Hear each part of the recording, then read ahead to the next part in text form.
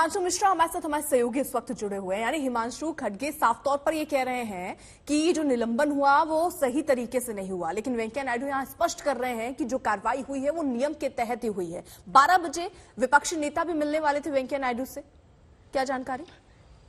देखिए, बिल्कुल विपक्षी नेता जो है मुलाकात करना चाहते हैं वेंकैया नायडू से, जो राज्यसभा के चेयरमैन हैं।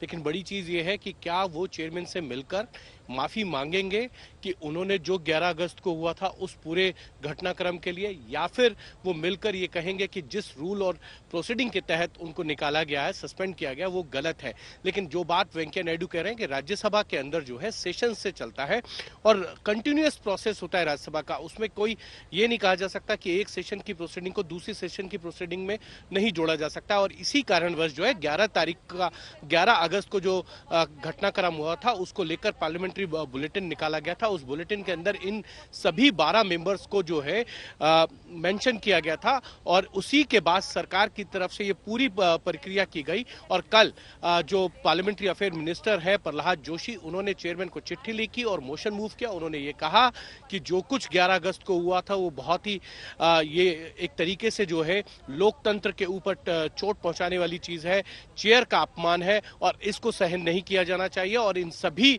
12 एमपीज के खिलाफ जो है वो कार्रवाई होनी चाहिए। और उसके बाद जो है इन 12 एमपीज को सस्पेंड किया गया था। 10 अगस्त को भी इसी तरीके की घटना हुई थी, उसमें 10 सांसदों को जो है उनके नाम मेंशन किए गए थे। उन्होंने भी इसी तरीके से संसद की जो कार्रवाई है उसको रोकने की कोशिश की थी, उसमें बाधा पहुंचाने की कोशिश की थी। संजय सिंह जो आम आदमी पार्टी के सांसद हैं, वो सेक्रेटरी जनरल के सामने जो टेबल ऑफिस की चेयर है होती है उस पर चढ़कर उन्होंने डांस किया था, वो वीडियो हम सब ने देखा था। साथ ही साथ प्रताप सिंह बाजवा जो कांग्रेस के एमपी है, उन्होंने रूल बुक को फाड़कर जो है चेयर की तरफ थ्रो किया था।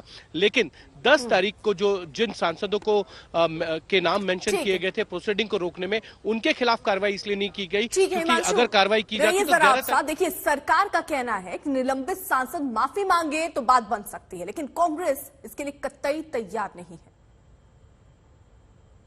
दुर्भाग्यपूर्ण व्यवहार जिन लोगों ने किया था उन लोगों के बारे में एक्शन लेने के लिए हमने एक प्रस्ताव मुंह किया। तब भी हम उनको कहा, आप सभी को ये कहिए वो सदन में माफी मांगे, रिग्रेट व्यक्त करें। अगर वो विषाद व्यक्त करते हैं तो हम मामला यही क्लोज करने के लिए, समाप्त करने के लिए हम तैयार हैं। ये माफी मांगने का तो सवाल नहीं है। एक दूसरा क्या है, किस ढंग से उन्होंने सस्पेंड किया है वो rules regulations business transaction rules के खिलाफ किया है।